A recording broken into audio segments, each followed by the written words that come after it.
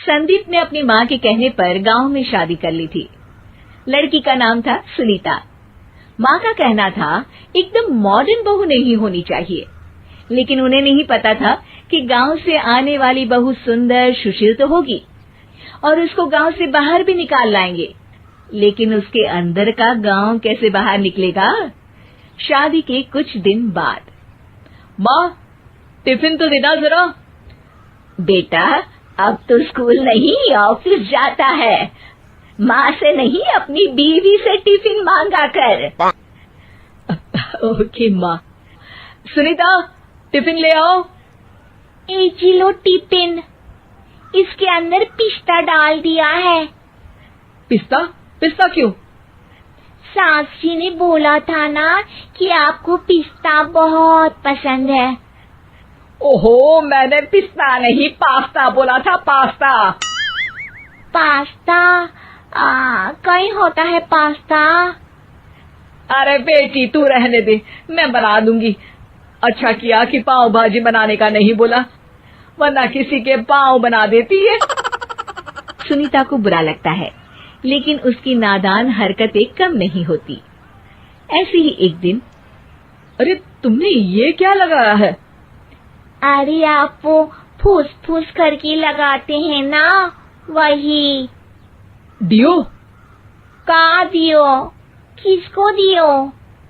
अरे वही ना जिससे खुशबू आती है। हाँ सही पकड़े हैं। अच्छा लेकर तो आना। कौन सा डियो लगाया तुमने? अभी लेकर आते हैं जी। संदीप की बात मानकर सुनीता अंदर से खुशबू वाला फुसफुस लेकर आती है। ओएमजी!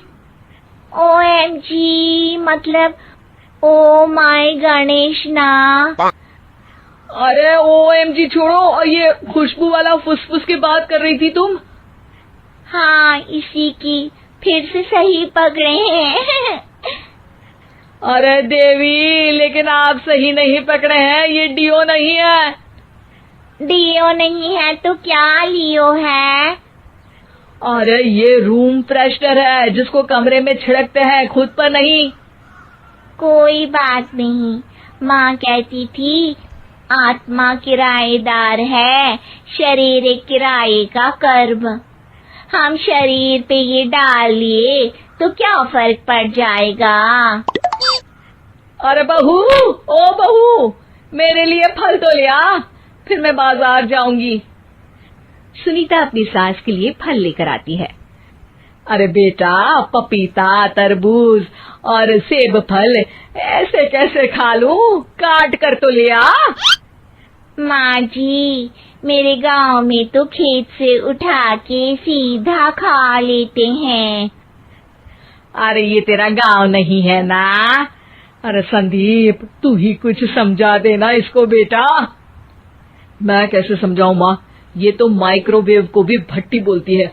कल मैंने बोला हाय कैसी हो, तो बोलती है किसी को हाय नहीं लगानी चाहिए।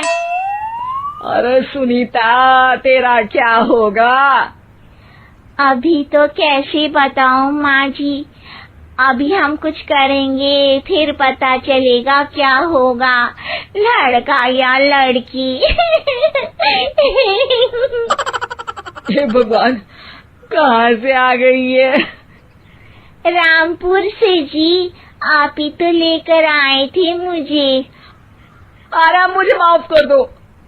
पहले कोई गलती तो करिए जी, आपकी तो सारी गलती माफ कर देंगे हम। हाँ अरे बहू, मेरी बात सुन।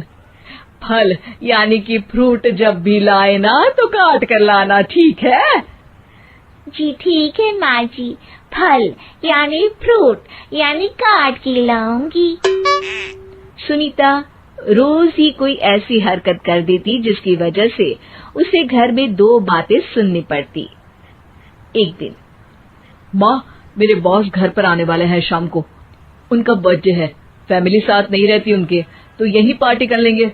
उनको अच्छा लगा तो शायद मेरा प्रमोशन भी हो जाएगा। मैं ना फ्रूट केक लाकर फ्रिज में रख दूंगी और तेरे साथ आज खाना मैं बनाऊंगी, ताकि जब साहब आए तो खाने में कोई गड़बड़ ना हो। शाम को जब सारी तैयारियां हो जाती है, संदीप के साथ बड़े साहब भी घर आते हैं। फ्रूट केक तो ले आना बहू, फिर खाना खाएंगे। अरे इस सब की क्या जरूरत थी, आपने बुलाया वही काफी है। सर, आपका परिवार शहर में नहीं है तो हम ही आपके परिवार जैसे हैं सर। इतने में ही सुनीता फ्रूट केक लेकर आती है और बड़े साहब की टेबल पर रख देती है, और जैसे ही केक के ऊपर का बॉक्स हटाती है, ओह, ये क्या है? केक तो कटा हुआ है। मैं तो ऐसा नहीं लाई थी। आप मुझे शाबाशी दे सकती है माँ जी, मैंने ही केक काट दिया। आपने कहा था ना, फल यानी फ्रूट यानी हमेशा काट के लाना, तो फ्रूट केक भी तो फ्रूट ही है ना, तो मैंने पहले ही काट लिया। हूँ ना मैं समझदार। अरे बहू, ये क्या किया? केक हमेशा वही काटता है जिसका जन्मदिन होता है। तुझे एक बात भी समझ नहीं आती, एक नंबर की बेवकूफ है। पूरा माहौल बिगड़ चुका था। संदीप को लगने लगा था कि साहब उसे प्रमोशन तो दूर की बात है, कहीं डिमोशन ना दे दे, लेकिन साहब बीच में ही बोल पड़ते हैं। अरे कोई बात नहीं, ये इनकी बेवकूफी नहीं है, इनका भोलापन है। बेटा आप कहाँ से हो? रामपुर गांव से। अरे वाह, गांव से? फिर तो आपके गांव में ताजे फल और सब्जियां मिलते होंगे। हाँ, सही पकड़े हैं। हम तो काटते भी नहीं, सीधा खा लेते हैं। मैं ना एक बार तुम्हारे गांव घूमने जरूर चलूंगा। क्यों संदीप, ले चलोगे ना? मुझे गांव घूमना बहुत पसंद है। बस फिर क्या था, संदीप और सास दोनों खुश हो गए, क्योंकि साहब को सुनीता ने गांव की बात करके खुश कर दिया था। अब संदीप का प्रमोशन पक्का था। शिक्षा, कभी भी किसी भी गलती पर घबराना नहीं चाहिए। हो सकता है कि उस गलती की वजह से आगे बड़ा फायदा हो जाए।